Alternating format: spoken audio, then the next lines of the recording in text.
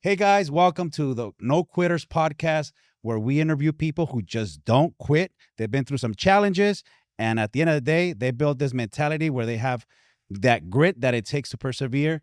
I am Dan Ray. And Benny Saucedo. So today we have a superstar special guest. She's the owner of On the Shore Lending. She's a superstar in the business. She's been around for a long time, and she's known in the industry. And more importantly, she's known as Your Fit Lender on IG and everywhere. Everyone knows her as the Fit Mom. So without further ado, we have Cristina Briseño with us. Welcome. Thank you. Thank you for having me. It's so awesome to see you here, and Thank you. that you found time in your busy day. Of course. But we'll go right into it. So tell us how you grew up, where you grew up, what life was like when you were growing up as a The kid. building of Cristina. The building of Cristina. So started off my mom, single mom. Okay. Single mom, crossed the border, left one daughter behind just to, Really? try to make a life with one. Well, she crossed the border, left my sister, and then I was born here. Okay. I was born here 2 years later from her coming. And I was born in General Hospital. Down LA. Downtown LA, yeah. Okay. I was born in General Hospital. And my mom being, single mom, we had a lot of relatives here, but she had just came. She wasn't stable or anything like that. And when I was born, we had nowhere to go. Okay. The whole goal was for us to get on a Greyhound bus and head back to Mexicali. She's from Mexicali. Okay. And my dad, nowhere to be around. And I didn't know of my dad for many, many years. And so she called one of our aunts, and she just needed money for the bus to get us there. And my aunt said, "What do you mean you're taking her back to Mexico?" She goes, "You won't be able to come back," because my mom had crossed with one of my tia's green card. Okay. And so my aunt ended up showing up at the hospital, and she goes, "You're coming to our house." And it was my mom's brother's wife. And my uncle was like, they already had 3 kids at home. Here comes, my sister. And my mom was very unstable, So I guess, growing up now, like I can see things and understand better, right? Okay. And so we went, from what I can remember, we went and stayed with my uncle and my aunt for quite a few years. And most of my life was just basically bouncing around from this house and sleeping in this room for a minute. And now you're going to sleep on the couch and you're going to sleep on the floor. And one thing that I always remembered, Wow. and you don't know you're poor. Like, you don't know, Yeah. I never really saw it like what a normal family was for a long time. But in going to sleep with this tia in the ghetto, we were like in LA, we were East LA, we were like Montebello, and not that Montebello was great, It was whatever. worse back then. Yeah. Sure. But I remember we always had to put cotton in our ears. And I'm like, but why? Why? Because the roaches. Because the Oh, roaches, shit. that's how bad it was. We stayed with another uncle. Wow, bringing back some memories for Yeah, it was crazy. It was crazy. Yeah. And so that's, most of my childhood, that's what I remember, is just staying here. And then my mom, she had my sister in Mexico. She stayed there for 16 years. And Wow. my mom had another daughter 6 years later. Then she had another daughter 15 years later. And so it was just always, Girls? all girls, all different dads. So it was just always very dysfunctional, but that's the only life that we knew, And one thing that I always knew was, I need to get out of here. How am I going to get out of here? At what age did you start thinking that? I was like 8, 9 years old, 10 years old. Yeah. Like you wanted change? I knew that this wasn't for me. I don't want to put no more cotton in my ears anymore. Exactly. Yeah. Damn. Yeah. But I didn't know. I mean, you don't know how. There's Mhm. you're a kid, so you don't know. You don't know. Mhm. Yeah. Wow. And how was your mama? I mean, she obviously came from a worse situation, right? Right. So she didn't have it as good as I guess you had. She had it maybe a little bit worse. How did she affect your life? And I'm gonna be just very transparent. I don't have a relationship with her as an adult now. I knew a little bit of the story on and off because I've known you forever. Mhm. But it was tough. It was tough because I think in coming to another country with her, it was very difficult for her, and just And I can But understand it's a maybe big move. it's a big move, yeah. And you're not educated, you don't speak the language, you're on welfare and you're working cleaning offices. She cleaned offices, and I remember, you sit there while I clean the offices, and you didn't know there's no tablet, there's no nothing like we have now. You just sit there, or you help. Or you helped. Yeah, or you help. Yeah. Yeah, you have to help sweep, mop, do whatever as a little kid, Wow. But it was normal. It was normal. And everybody does the best that they can. But it was abusive. It was mentally abusive. It was physically abusive. It wasn't the right upbringing, Got it. but it didn't break me. It didn't break me. Got it. At times, it was just normal. You're gonna get in trouble, and you're just kind of like I mean, whatever. because there's a lot of people that grow up with like a dysfunctional dad or mom, Mhm. and then they end up living that same story the rest of their lives. They don't Mhm. get past that moment, right? Right. I had my dad used to beat the shit out of me, like kick me on the floor like a dog, Yeah. right? But at the end of the day, when I was like 15, I realized, like, man, I don't know anything about you, Mhm. Dad. How was your life? Exactly. Shit, man. Right.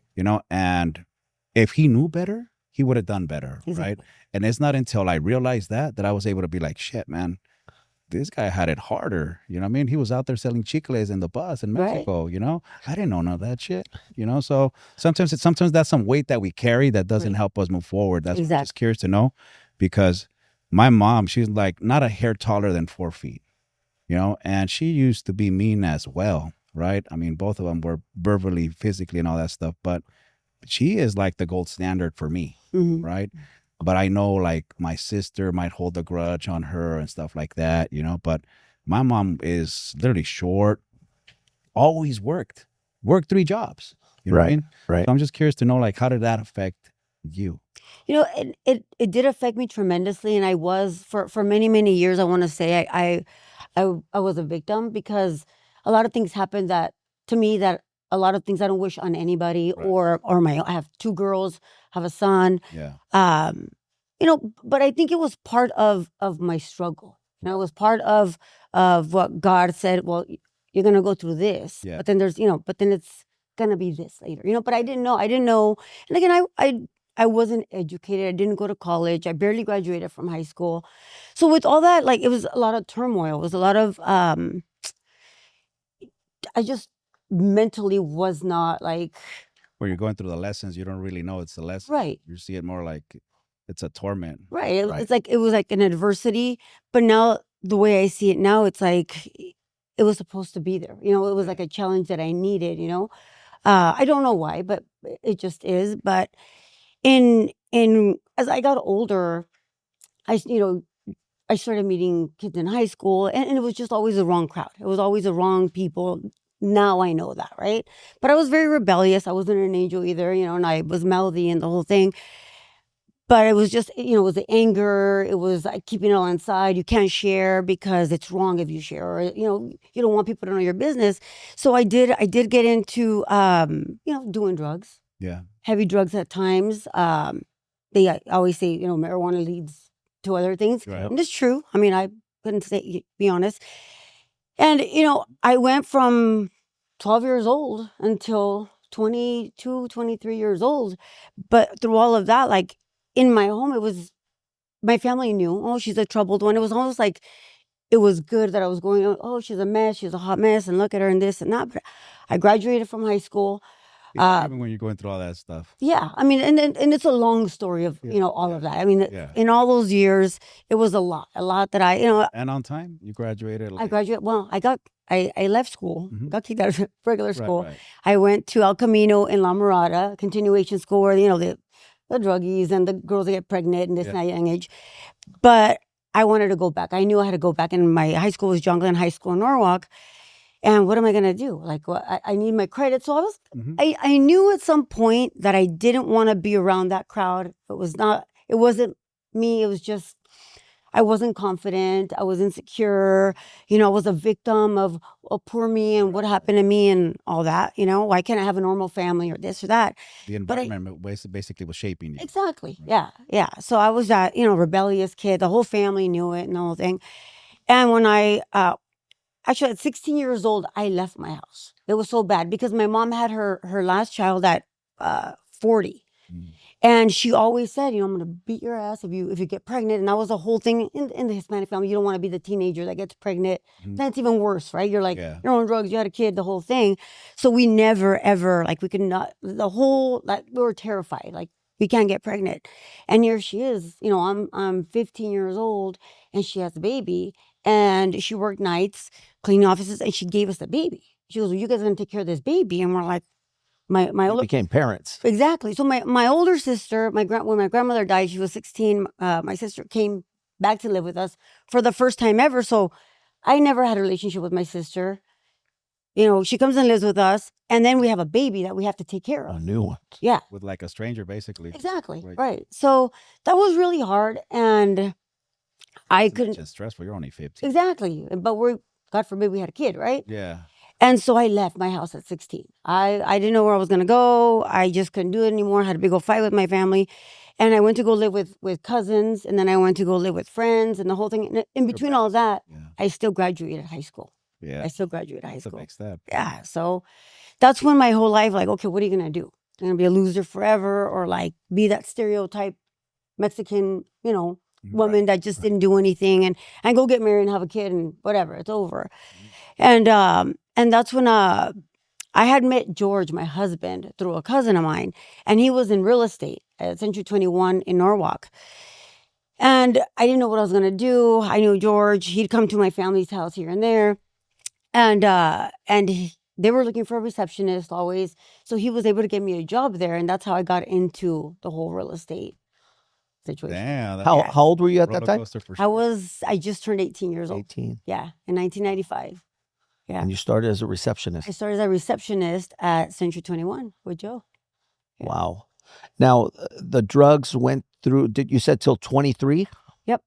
What changed when you said, you know what, that's it, something has to change, or what happened? So when I went to go work at Century 21, I knew George when I was 17. So I met him even before I started working there. And because we'd go to a sensei's house and, they'd have events and things like that. And so it's going to go fast because a lot happened, right? So I knew George for 8 years before we got married. But George had, with somebody else, I'm with somebody else. And I'm working at Century 21. Maria Looney was the loan officer there. She was one of the best loan officers still today. Yeah. Yeah. She took me under her wing. She offered me a job. I knew nothing. And so we're talking about the days where fax machines and the approvals were all chicken scratch like a doctor. And you're like, oh my God. Remember that? Yeah. You're like, what is this? After you start as a receptionist, after how long did she take under your wing? About 4 or 5 months. Yeah. Oh, so it was fast. Yes, it was fast. Yeah. So I was there at Century 21 just for a short period. Got it. Before she offered me the job, and then I went to go work with her. And man, she was tough. She was really tough. Like I think now, like when you're a loan officer now, it's very like, you have computers, you have AI, you can Google anything. Yeah. But back then it was like, well, you better go find out, and it was like, Should. and it was like, you can't do this now, but they throw stuff and you're like, oh my God, you're like, Yeah. I better go figure it out or whatever. But That's funny how you say you can't do this now. you can't do that. Yeah, you can't do that. Don't talk to me like that. But it was, it was back in the day and George was the same thing. Century 21 was like, get the work done. I don't care how you do it. No questions. Let's go figure it out. And I'm glad I was taught that way because it wasn't easy, but I learned, It was hard, but it wasn't as hard as putting cotton in your ears. Exactly. So you can avoid bouncing from house to house. Exactly. The environment that you had come from. Right. Right. And when I worked with Maria, and when I went to Century 21, I knew, like, I just saw the cars, you got, the guys in the suits and the women with their suits, because at Century 21, I remember you had to have the stockings, you could, long sleeves. The suit was black, olive green, and ties. blue. They had to wear ties. The women had to have their hair up. And so I came from that. No jeans, no sandals, no flip-flops, no, God forbid, Joe's going to be like, get the heck out of there. Maria was... They would send people home. Right. They did? Yeah, get that. And they would call you out from here, you get out, and you're like, oh my God. Yeah. Yeah. I remember those days too. Yeah. But that's when I knew, like, okay, this is what I want. And yes, it was like, it was the money and it was the cars, and you saw like, wow, this is available for me. This is a possible for me. And this is I was put here for a reason. Right. How did you come to that realization? You're like, shit, I'm going I'm going through this. These guys are mean, right? Yeah. They're very strict, but man, this is something I want. How did Yeah. you come to that realization? Well, it was already really bad at home anyway, so it can't be any worse, you know? It was already worse. We'll make some money at it. Yeah, exactly. Yeah, so that didn't really bother me, and I wasn't like in my feelings about like, oh, that hurt my feelings or this. I was very like just You're insensitive at all. no. I mean, Yeah. I guess your character matched the environment. Exactly. Yeah. Yeah. So you know, I left. Yeah. Yeah. So I left Century 21 to go work with Maria, and you know, fast forward, I was dating somebody else. George is dating somebody else, and then 2001. So that was 1997 at that point. By then, that I'm working with Maria. George worked with a loan officer that worked with us together. So we were always, you know, it was always a circle of people, and went really fast, right? So July 2001, George and I went on a date.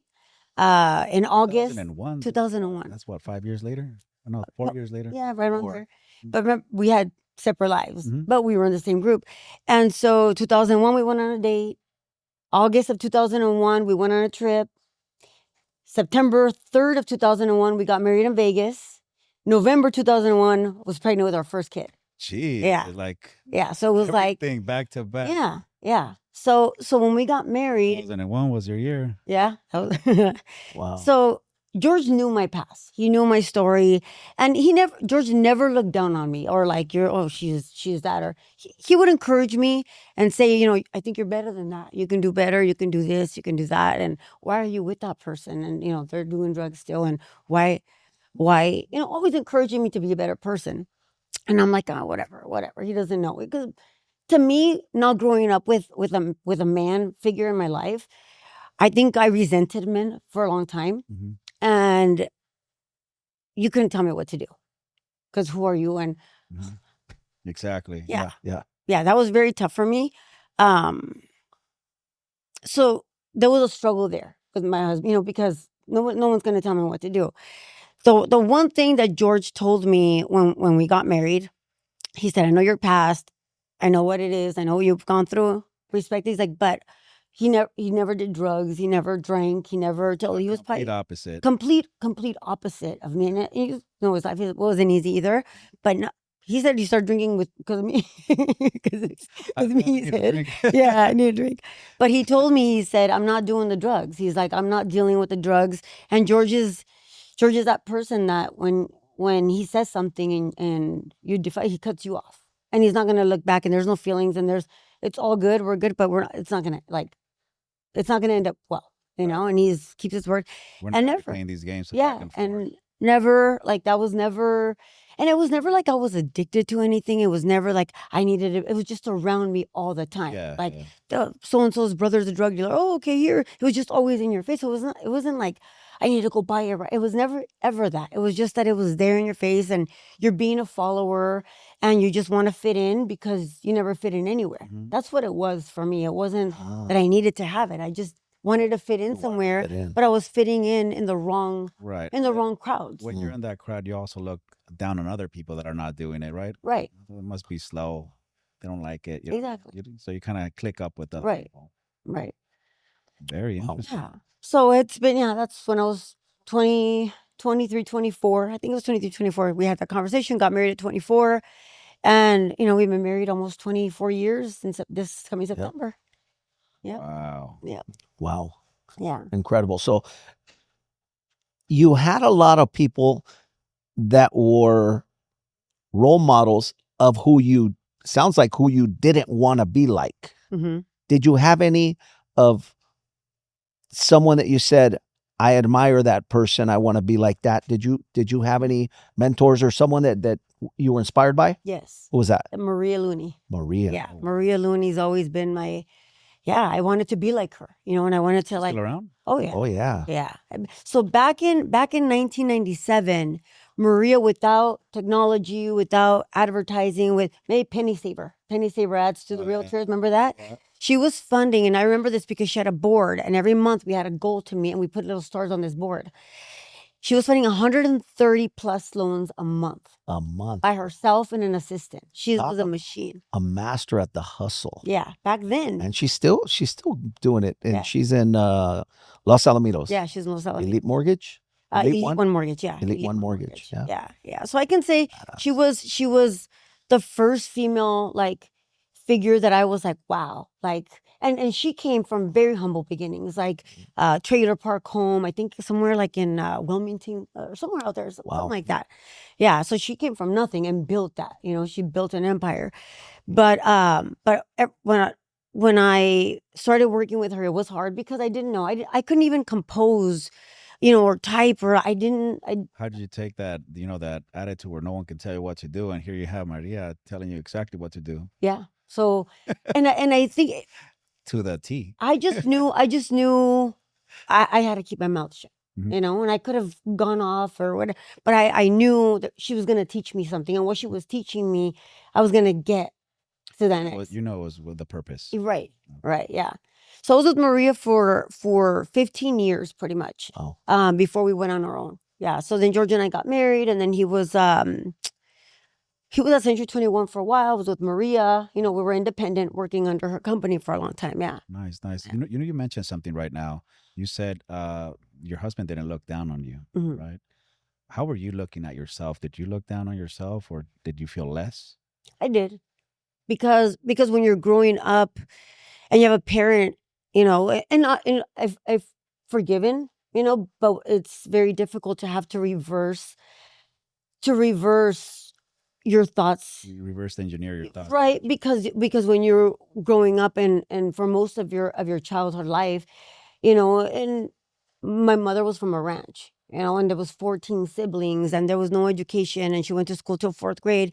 But when you're being called, you know, and she didn't know any better, you know, you're She did an what she did. idiot and you're stupid and be quiet, and you couldn't have your own thoughts, you couldn't have your own mind, and you were controlled by ignorance, you know, and you just sat there and you just like, you're afraid to speak, you're afraid to say something because you feel like you're dumb, you know, or because you had to reverse that, you know. That's kind of like a lot of Latinos are raised. Mhm. You know, hey, be quiet. Don't be too loud. People are gonna hear you. Right, You know, and of course, a lot of people are breaking out of that stereotype now, right. right? But it is the environment that people are grown. Yeah.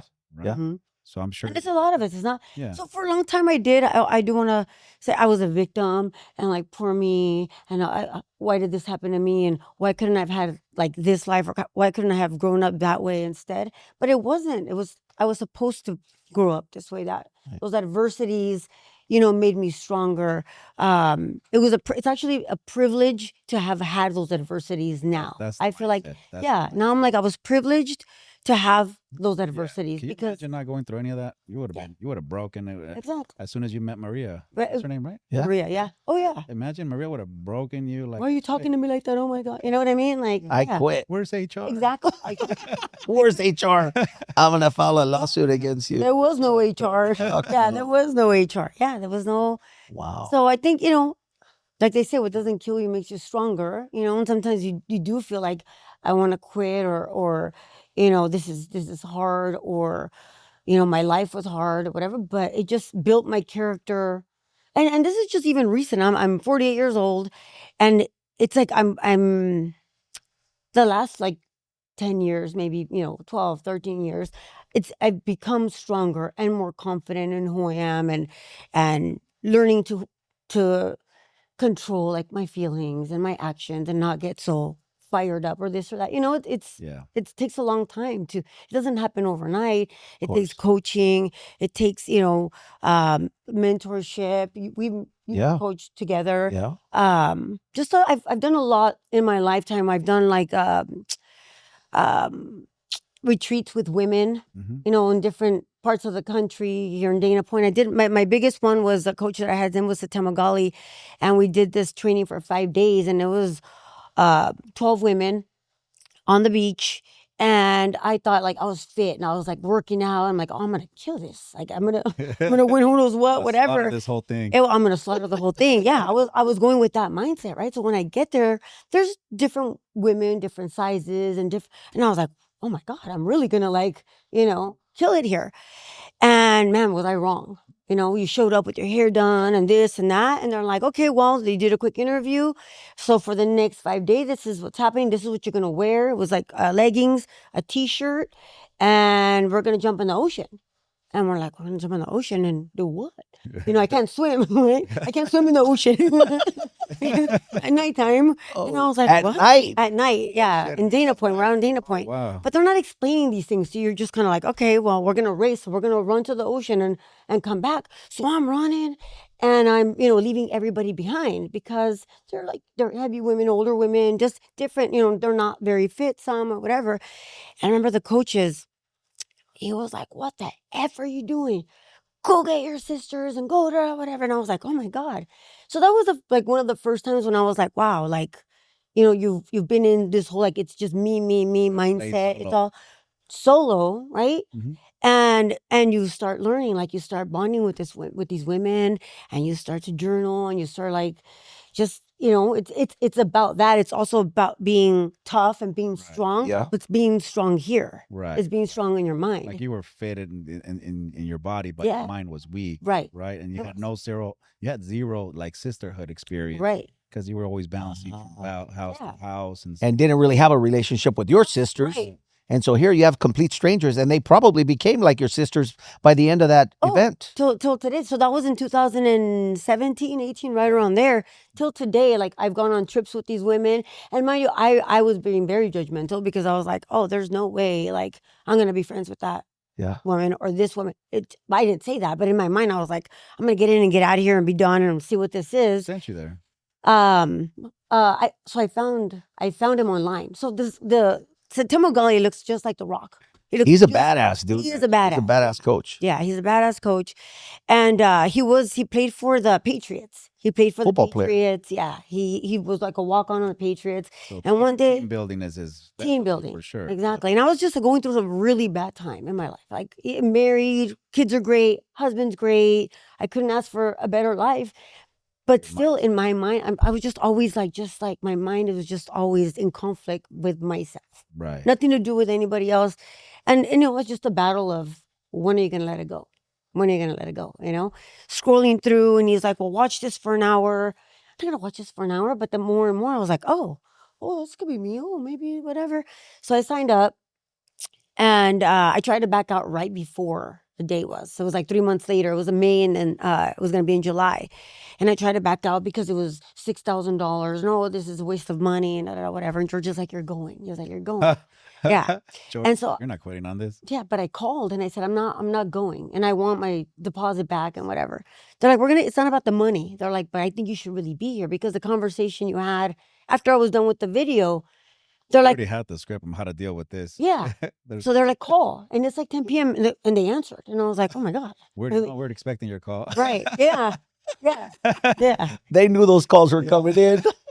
So Satema, he got on a call like 2 days before. Like I was quitting. I was quitting and I'm not doing this, whatever. And he says, just come. He's like, you don't have to pay. I'm like, it's not about paying. No, I think you need to be here. He's like, I just think you need to be here. So he convinced me to show up, but I was like with my guard up and like, Yeah. my mindset was just kind of like, I'm just going to show up. Shields. Shield Maiden. Oh, it was called Shield Maiden. That's what it was called. Yeah, it was called Shield Maiden. And she's on the cover of the book that Satema wrote about that. Yeah. So you that was like the beginning of a lot of breakthroughs. Mhm. But I mean, even before, like, let me go way back. Like when I just got married, I was a handful for George. I was, he's like, man, he's like, what did I get myself into? Because he thought like he's strong. Drinking. Yeah, exactly. But to start, like the first training I ever did, he's been a martial artist for many years, Mhm. and we found this little place in Fullerton, right off of Beach in Artesia, and it was called the Dawn Center. I don't know how he found it, but it was these Koreans that barely spoke any English, right? But then they wore the gis, and you came in and you did meditation and who knows what. But George is like, well, maybe like try this, like maybe it's like yoga, meditation, this, that, whatever. And I'm like, okay, well let's try it. So when we showed up, I saw George talking to one of the masters and this and that. And so he's like, okay, well, I'll be back in a couple of hours. And I said, well, where are you going? He's like, well, I'm going to leave you here and I'll come back.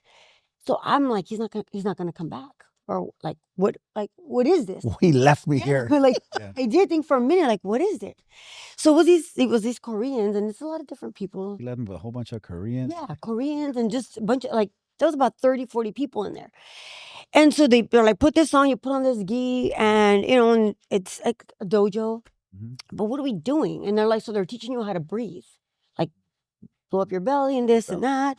And they're teaching you how to like heal your body. Yeah. Heal your mind, heal your body, a lot of meditation. And so I did a training with them for about 6 months. We went up to Arizona, we went to Conwood by Sedona, did this whole retreat. So that was like part of like, wow, like I know what you're just talking about, like I get, and he's done like so much more training than I have. But that was like the beginning, and that was like 2004, 2005. And then fast forward, like then it was like the Shield Maiden that I did. That was a big breakthrough for me. Yeah. Nice. So growing up, your heart was pretty closed, Hmm. right? You were not letting nobody in. I mean, you let Maria in, but only because you had to, right? At what point did you start to open up To people like and learning? yeah, I want to say like I don't know, maybe like after the Shield Maiden, I would say yeah, because and I was That was a I very was comfortable to share what happened to me as a kid, on stage, on podcasts where I was comfortable without crying, without feeling like a victim, where feeling sorry for myself. right.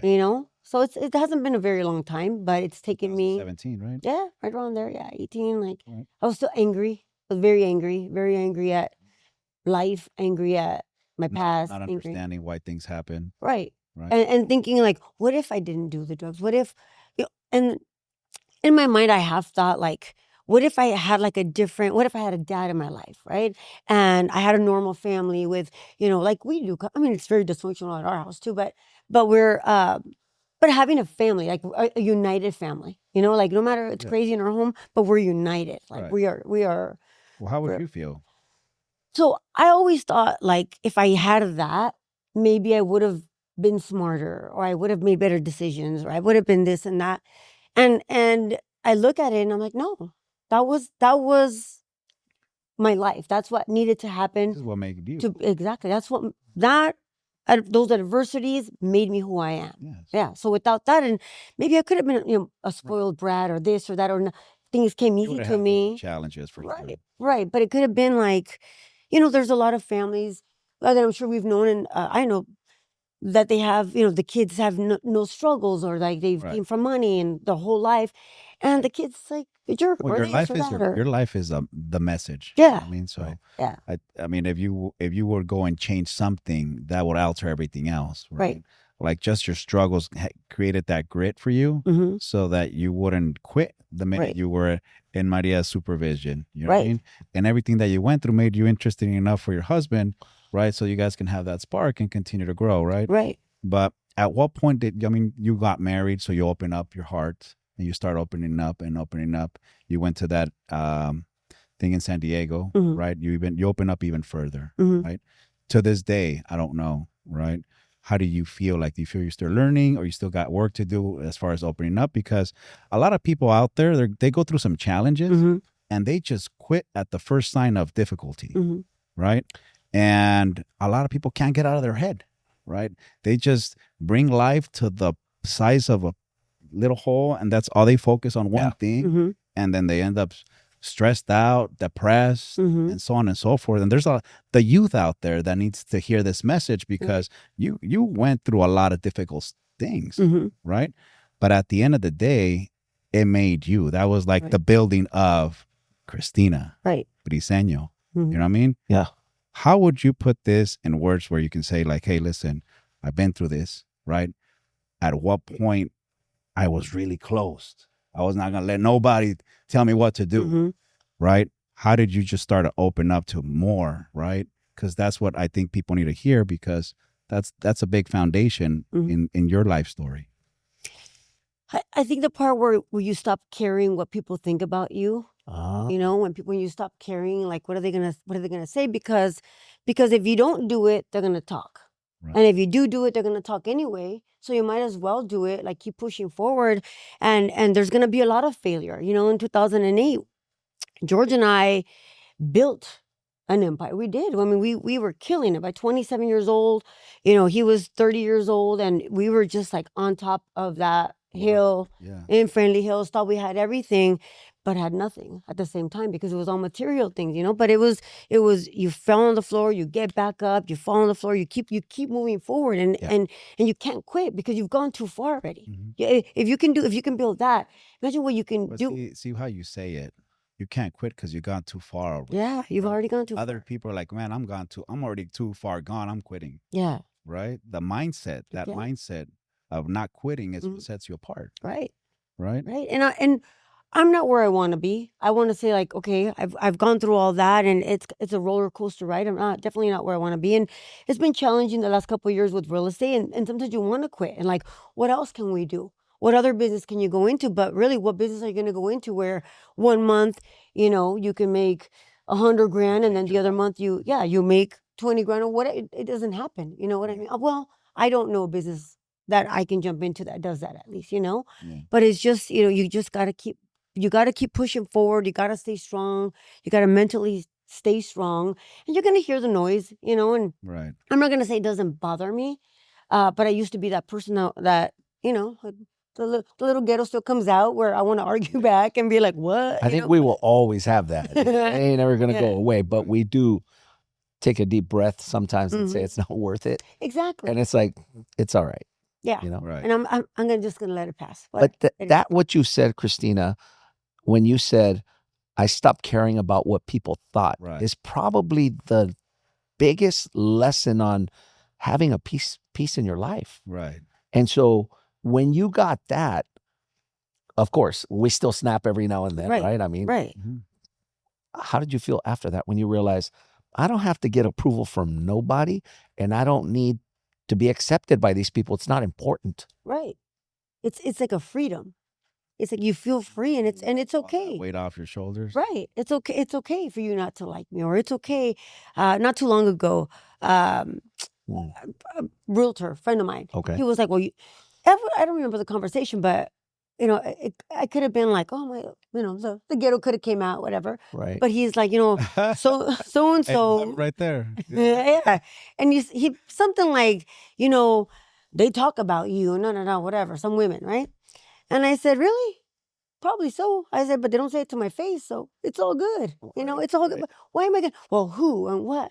There's no reason for. Let them. You know, like Mel Robbins says, let them. You know, the book.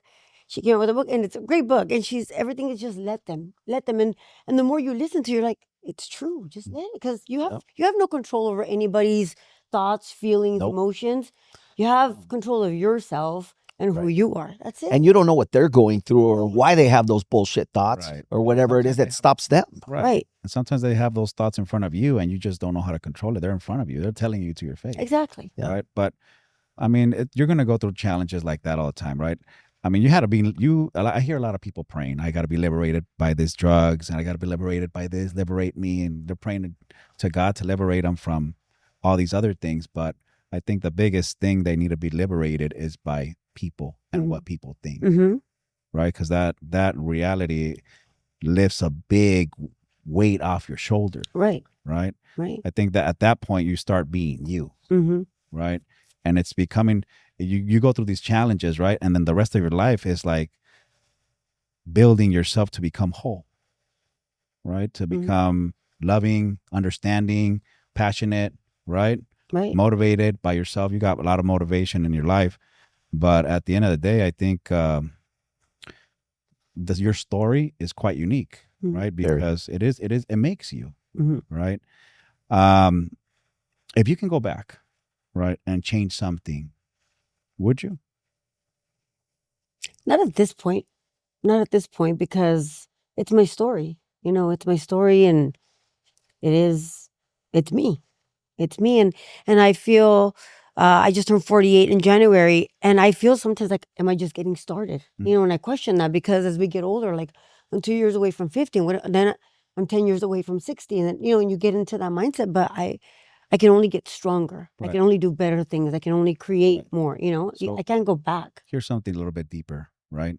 Because if that is true, which is the right thing, right? Accept who you are. Is there anything that you're holding back?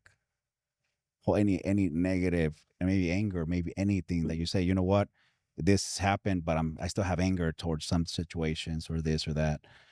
But if you were to accept yourself Mhm. and be like, nah, this is my story. This is what made Cristina Briseño, Mhm. right?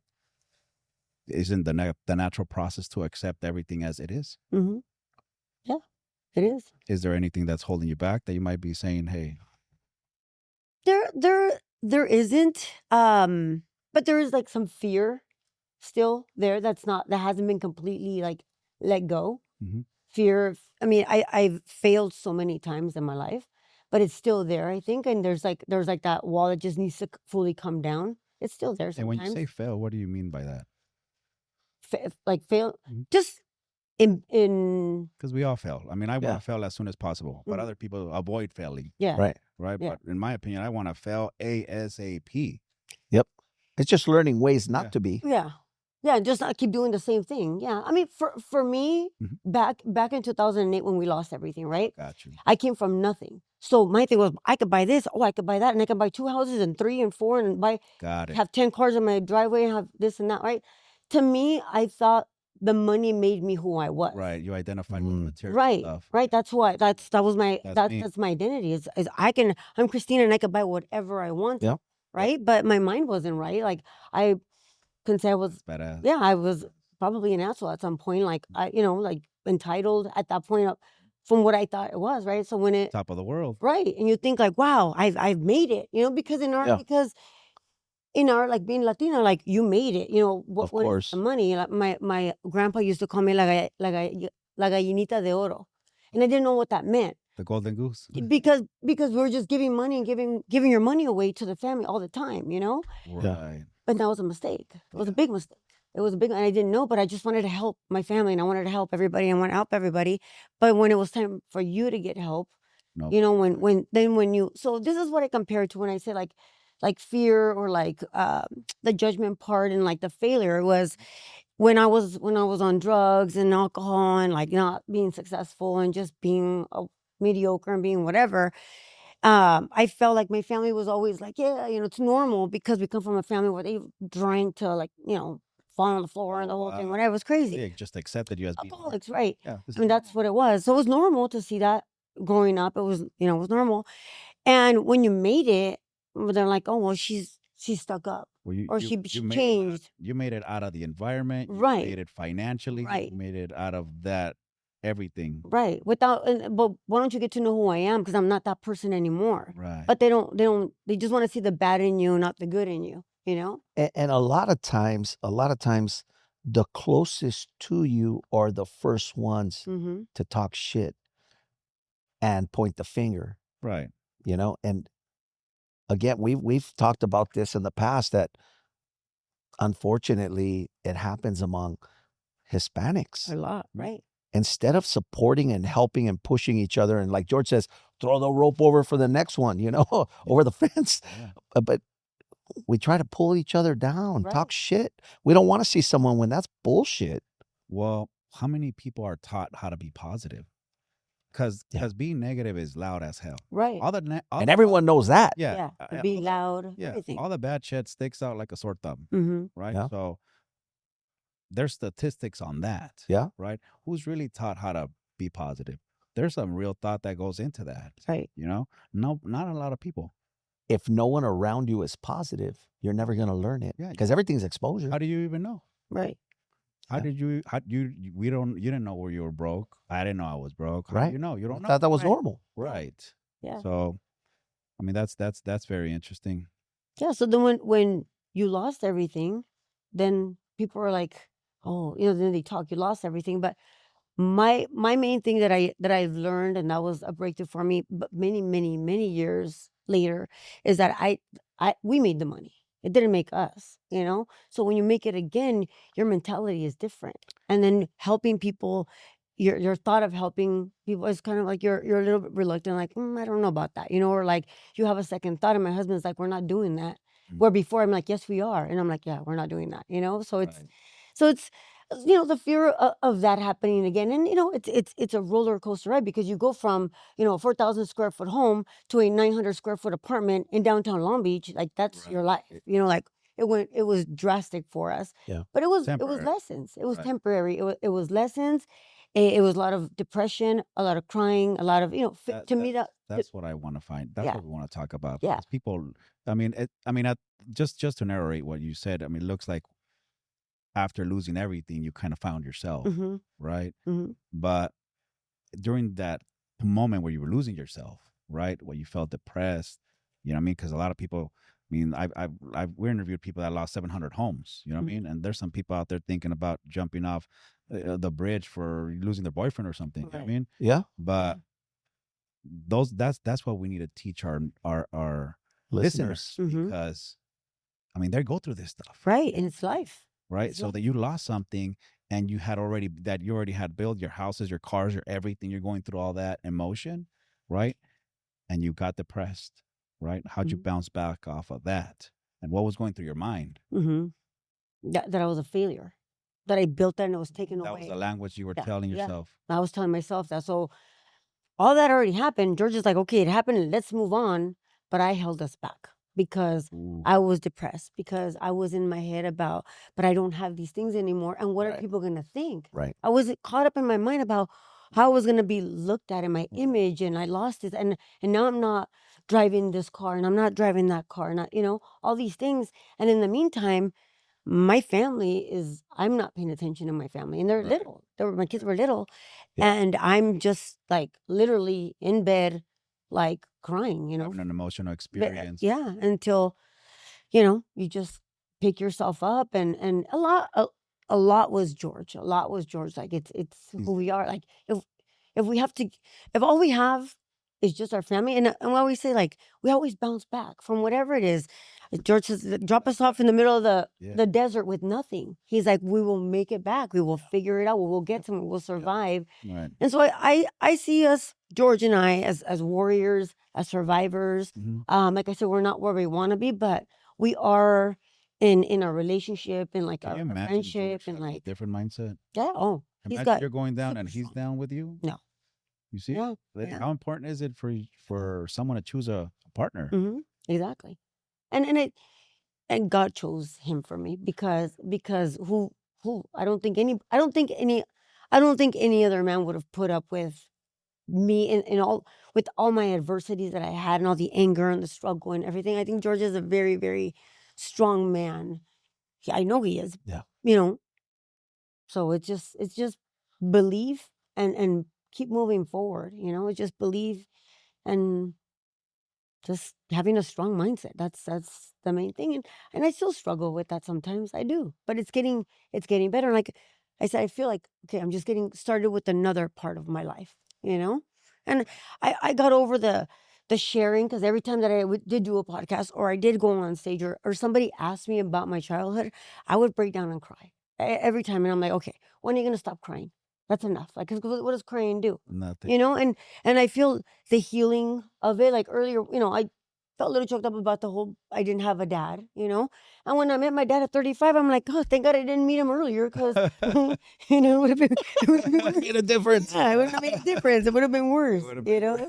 Yeah, and, you know, God bless him, but you know, it wouldn't have made a difference. So it's good. So would I change anything? Probably not. You know, it just maybe stop caring what people thought a lot sooner. I think it would have saved a lot of, At what age did you figure that out? like, maybe late 30s, 40. Yeah. Yeah. Wow. Because, and I was judged a lot, you know, look Right. at her, look what she's wearing, or look this or that, whatever. Oh, my whole life, you I know. mean, you're gonna say something. It's gonna be like a message from God to certain people. Mm-hmm. It's gonna be so detrimental to others, and everybody's gonna have their own opinion at Yeah. the end. Right. Yep. You ask 1,000 people their opinion, you're gonna get 1,000 different opinions. Exactly. Right. Right. And it's too much to manage. Right. Mhm. On top of what you're already going through in life. Right. We're going to break your head, like trying to Please everybody. Yeah, exactly. We can't please everybody. You're So- not for everybody. If you were going to give someone advice, someone that's going through challenges right now, whatever it is in their life, what would you tell them? Just believe believing in yourself, believe that anything is possible, believe that, you can just keep pushing forward because there is the light on the other side. There is, everybody goes through adversities. Like I said, it's a privilege. Having adversities is a privilege. Struggle is a privilege. Every challenge that we have, we get to get up every morning. We get to go to, I tell my kids, we get to go to work. As crazy as the market is, we get to go get somebody on the phone, Yep. If we have 2 or 3 deals, we get to work on those 2 or 3 deals right now. We get to do these things. So just believing and having a positive mindset and just, we can get through the day, with just being positive. Just Now, being positive. At the end of the day, fast forward now, I mean, you live in Newport Beach. You have an amazing family. I mean, you guys are best friends, but your kids are prime examples of great kids who go after it and don't hold back. Mhm. So you've created some pretty incredible kids. Yeah, we have. Yeah. The kids are And so amazing. I would say you've completely turned it around. Mhm. And this is success because you guys get to do what you want, when you want, how you want, and you enjoy life. We do. And that's something that money can't buy. No. And living in Newport Beach, you see, different families and couples and kids and the whole thing and all that. And you see it's not real. You know what? Not that they're not real, like just the illusion part of like where living in that area, because we're always out, right?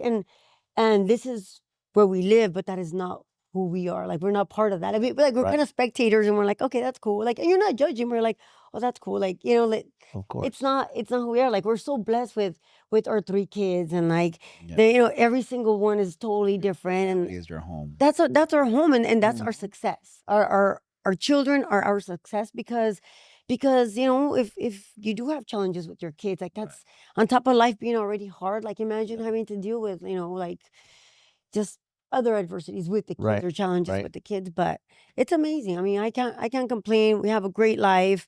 George is amazing, and we just do what we do. I mean, we're very social. We're always out and about meeting. Every weekend we're out, and different places, and George is always talking to somebody, and we meet. We could be eating a taco somewhere, or whatever, and hey, we got their phone number, and we're gonna see them next week or whatever. Like Uh-huh. I don't know, but that's They're used to it. life. It's meeting different people. Don't be afraid to we used to be like, well, they're white, and we're Mexican, or we're this, or we're that, whatever, and that broke off a long time ago because we have friends like our kids when we used to live in Belmont Shore and Long Beach. My son's friends were like black, white, Indian, Japanese, this, that. They were all like, George would always say, we have the United Nations here with all the kids, But that was, it was amazing. And then we moved to Newport Beach almost 3 years ago, and my son went to Corona Del Mar High School. And he's like, Mama, I'm the only white kid here. I mean, Hispanic kid here. He's like, they're all white. They're all white. And I'm like, it's gonna be fine. It's gonna work out, and it worked out. And it worked out, and they're all, it's just being open-minded, and just receiving what is, and just taking it all in. That's what it is. Yeah. Beautiful. Right. Yeah. You think that if you wouldn't have gone through what you went through, you would have raised your kids differently? If I didn't go through what I went through, I would have raised my kids differently. Mhm. Yes and no, because I mean, it influenced you in a way. it did influence me in a You've done some good. I know one of them is like jujitsu and all yeah that stuff. yeah. So Alexa, graduated from Cal State Long Beach. Yeah. She's doing styling. She teaches. She's an amazing. She's DJ. a badass DJ. Doing Yeah, all the yeah. clubs. Yeah. Newport, Long Yeah, Beach. she's a DJ. She's getting Yes. She's gonna do her goal is to be in Ibiza. I'm like, okay, we're gonna be there, girl. We're gonna be there. Yeah, and then Kiana, she's badass jujitsu. She's trains and she models. And Tristan, he's the easy kid.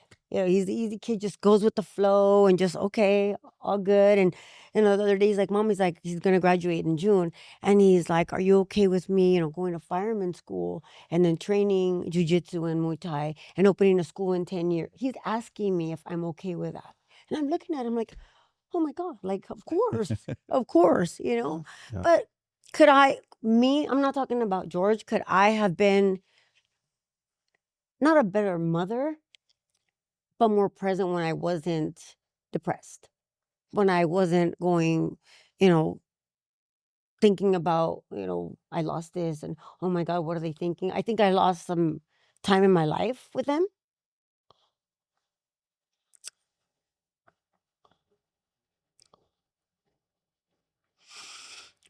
But I can't change it. I can only look forward. Yeah, but the load you got rid of, identifying with a car and identifying with material stuff Right. was more impactful in your life. Right. You had to get rid of that. Yeah. Because at the end of the day, that's you're a very strong woman, Mm-hmm. right? And like I said, I mean, my mom is my gold standard, Mhm. right? And you put in some work, you've been through some stuff, and you're a pillar, you know. Yep. That some of that stuff holds you back, Right. right? That in reality, you had to get rid of that, Yeah. right? Because if you wouldn't have got rid of that, And it could have gone. It could have gone forever, like it was that cycle in my whole family. You know, I had to break that. you had to break Yeah, that. I had to break that. You did. Mhm. And I did. You Yeah, did. I mean, look, the relationship you have with all three of your kids, like they all want to hang out with you. Yeah, That's a fucking trophy in itself. we're always together. You see? Yeah, we're always together. Yes. And we're always bickering. I'm telling you, it's dysfunctional, but That's the we That's have a normal. great Yeah. time. It's a great time, and you know, one could be easier than the other today, then the next day it's what. But it's we're like a unit. We're super united. We're super united, and we're truly blessed. You know, truly blessed. And I can't. If there is one regret, it's that. But other than that, I mean, if I could change that, it was part of my journey. Mhm. You know, I had to go through that to get to the next step. Yeah, break. to get to that, and now you know I look forward to the husbands coming in, to the new family that will be coming in. You're going through that, and Yeah. you know the grandkids later, and you know Georgia and I talk about, you know, we're gonna take her kid to jujitsu, and we're gonna pick up the kids from school, and we're gonna do, like, we already talk about those things, and they got a long ways to go. But I feel you know, they say that you love your grandkids even more, you know, because that's our other, you know, kids, whatever. But I'm looking forward to that, and helping my kids like be better parents, be better human beings to society, especially in the life, you know, in this world that we're living in. Right. Because sometimes they say that, you know, we're scared to bring children into this world. Yeah, but we can change it. I think, Right. you know, these podcasts help. You know, somebody, if Sure. we help one person, That's you know, all. when it comes out, made an I always say you've done an impact. You've helped somebody.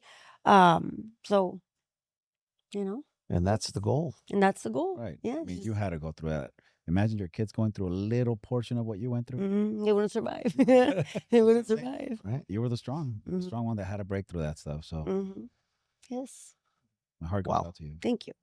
Thank you for joining us. Thank you. Incredible. Thanks for sharing your story, opening it up.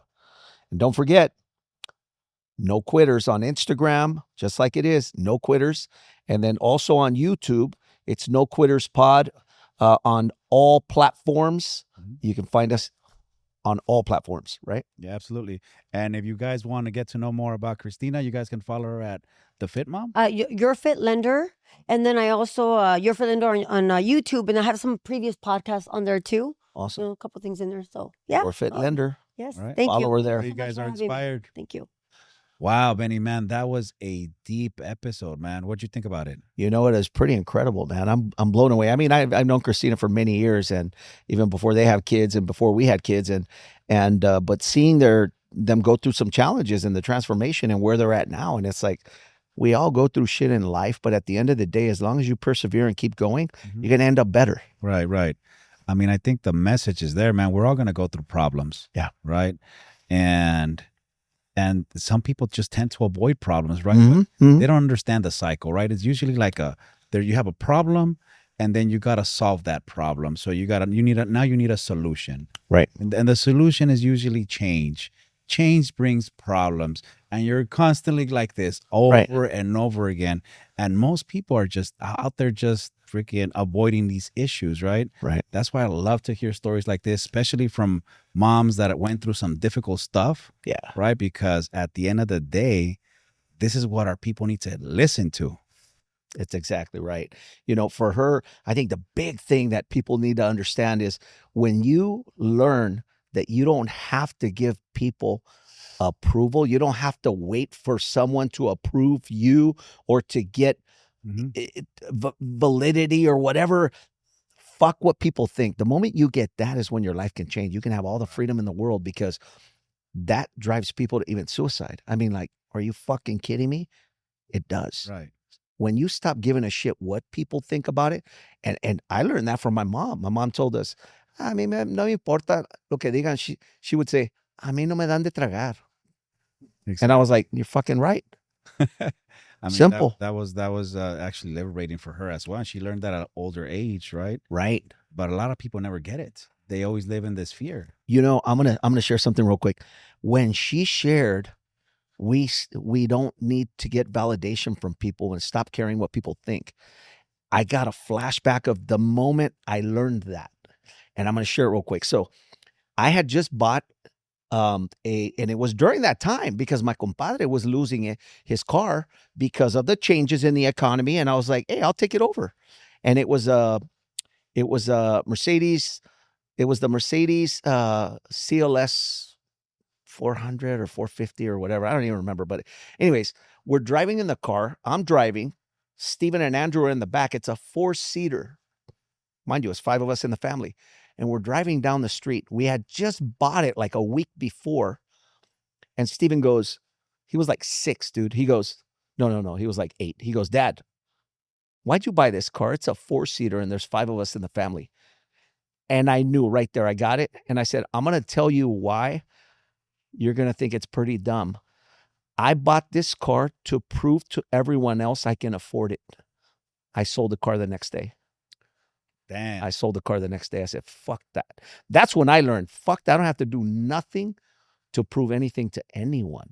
And that was a lesson that I taught my kids. I said, this is a prime example. And to prove that, I'm selling it tomorrow. I don't care about this car. I need what's important for me and my family. Right. And him at that age, he was like, why would you buy this? It doesn't even fit for our family.